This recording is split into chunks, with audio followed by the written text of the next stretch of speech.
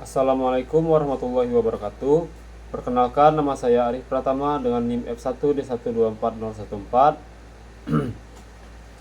Di sini saya akan menjelaskan mengenai tipe-tipe endapan biji bauksit di Indonesia dan jalur metalogeniknya. Sebelumnya perlu kita ketahui bahwa biji bauksit itu merupakan biji yang di dalamnya terkandung unsur aluminium atau material berharga aluminium. Endapan biji bauksit umumnya berbentuk lapisan-lapisan yang tebal dan merata di permukaan bumi. Terbentuk akibat proses pelapukan intensif batuan induk yang kaya aluminium pada daerah tropis atau subtropis. Endapan ini sering ditemukan menutupi bukit-bukit landai atau undulating landform dan dataran.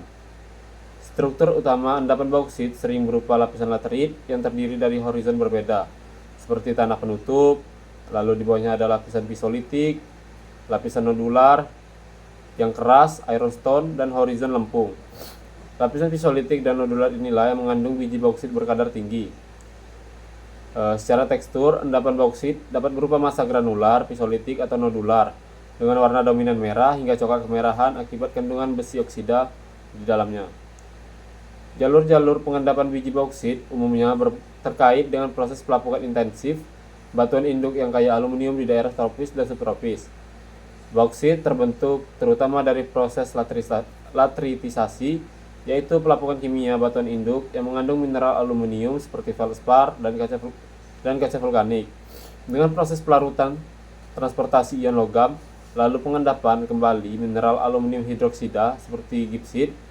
Kondisi curah hujan tinggi, temperatur hangat, dan topografi yang tidak terlalu curam mendukung proses ini. Secara geomorfologis, jalur endapan bauksit yang pertama yaitu jalur laterit di puncak-puncak bukit dan dataran bergelombang di mana bauksit terbentuk in situ akibat pelapukan kimia. Lalu yang kedua jalur aluvial di sepanjang aliran sungai dan dataran banjir. Lalu yang ketiga yaitu jalur konglomerat, di mana biji bauksit terkonsentrasi sebagai butiran kasar atau bongkah dalam matriks batuan konglomerat yang terbawa aliran air dan berakumulasi di cekungan. Jalur-jalur ini saling berkaitan secara hidrologis dan geomorfologis, membentuk pola distribusi endapan bauksit yang khas di daerah tropis seperti di Indonesia.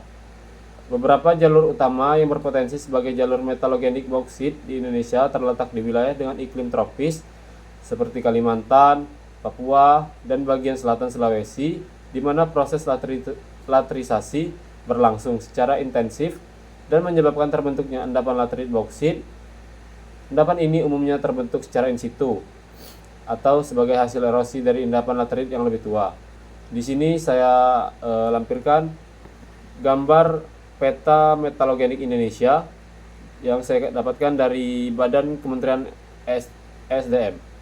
Di sini dapat dilihat bahwa persebaran jalur metalogenik ini banyak melewati daerah-daerah pulau Kalimantan dan Sulawesi, daerah-daerah timur dari Sulawesi, Maluku hingga ke Papua, dan juga membentang dari barat Indonesia, Sumatera sampai ke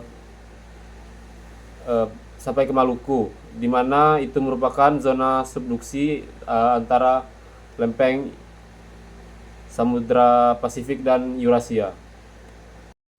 Baiklah, di sini selanjutnya saya ada mengambil satu referensi jurnal dengan judul yaitu Geologi Karakteristik dan Genesa Endapan Laterit Bauksit PT Antam Persero Tbk, Unit Geomin Daerah Kenco, Kabupaten Landak, Provinsi Kalimantan Barat. Pada daerah penelitian ini disebutkan bahwa bauksit yang ditemukan memiliki tipe gipsit yang terbentuk sebagai residu pelapukan dengan lapisan-lapisan tanah laterit yang meliputi tanah penutup, lapisan iron cap atau gosan, lalu lapisan saprolit yang merupakan lapisan tempat terdapatnya biji bauksit, serta batuan dasar. Proses pembentukan endapan di sini dipengaruhi oleh faktor batuan asal, iklim, topografi, vegetasi, muka air tanah, serta waktu yang sangat panjang. Dalam kondisi morfologi dataran bergelombang sampai perbukitan. Komposisi mineral pada endapan ini terdiri dari gipsit, yaitu AlOH3, lalu kuarsa, SO2, lalu hematit dan geotit, besi oksida, lalu kaolinit, dan mineral silikat lain. Tekstur bauksit di daerah ini berupa pisolitik, nodular, dan lapisan laterit yang berubah ketebalan mengikuti lereng dengan kemiringan optimal, yaitu sekitar 20-25 derajat. Lalu di sini saya tampilkan gambar bentuk urutan lapisan dari keterdapatan mineral gipsit ini. Bisa dilihat di sini bahwa tanah penutup terletak pada bagian paling atas dengan tipis, lalu di bawahnya ada tanah laterit, lalu di bawahnya ada lapisan gosan, barulah di bawahnya ada lapisan saprolit yang merupakan tempat terdapatnya biji bauksit tadi. Lalu lapisan paling bawah yaitu batuan dasar.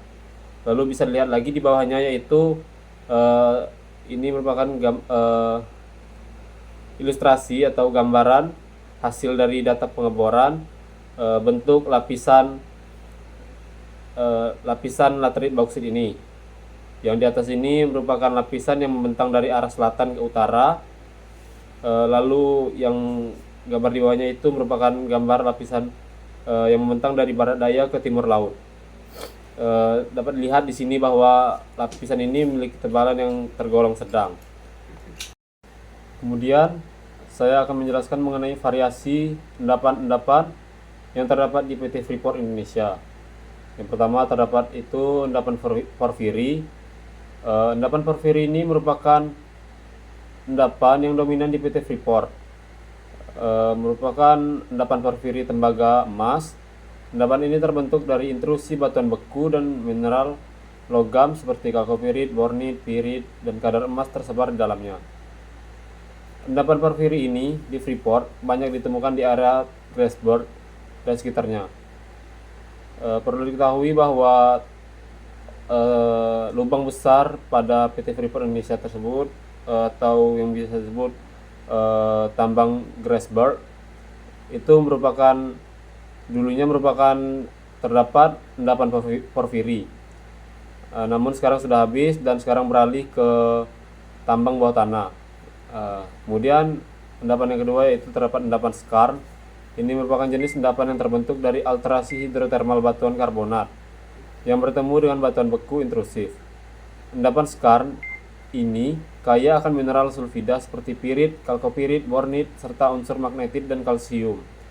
Mineralisasi emas dan tembaga juga terjadi pada endapan tipe ini. Pada metode tambang bawah tanah yang dilakukan Freeport saat ini mereka sedang menambang endapan dengan tipe skarn ini. Terdapat pada tambang DOS dan Deep MLZ. Lalu endapan selanjutnya yaitu endapan sulfida vulkanik. Tipe ini terkait dengan batuan vulkanik dan biasanya mengandung mineral sulfida tembaga dan emas. Lalu yang terakhir yaitu ada endapan laterit dan endapan residual. Ini bukan endapan fokus utama di Freeport, namun terdapat endapan ini di area sekitar tambang Freeport Indonesia. Lalu di sini saya lampirkan ilustrasi atau gambaran tentang yang menggambarkan mengenai endapan yang terdapat pada tambang di Freeport. Dapat dilihat di sana bahwa terdapat tambang terbuka Grasberg. Nah, lubang tambang besar inilah yang dulunya merupakan tempat terdapatnya endapan porfiri tembaga emas. Yang namun sekarang endapan tersebut telah habis dan PT Freeport melanjutkan proses penambangan dengan menggunakan metode tambang bawah tanah, di mana di sini terdapat sistem skarn Erzberg bagian timur. Di sana terdapat tambang bawah tanah yang dinamai ESZ, DOM, MLZ, dan Deep MLZ. Lalu ada juga tambang bawah tanah Big Gosan, merupakan tambang terdalam yang dimiliki oleh PT Freeport saat ini. Mungkin sekian penjelasan dari saya mengenai jalur-jalur metalogenik endapan yang di sini saya membawa materi biji bauksit, yaitu jalur-jalur endapan metalogenik biji bauksit, dan juga mengenai variasi-variasi endapan yang terdapat pada PT Freeport Indonesia. Mohon maaf jika terdapat kesalahan dalam perkataan saya. Saya akhiri, wassalamualaikum warahmatullahi wabarakatuh.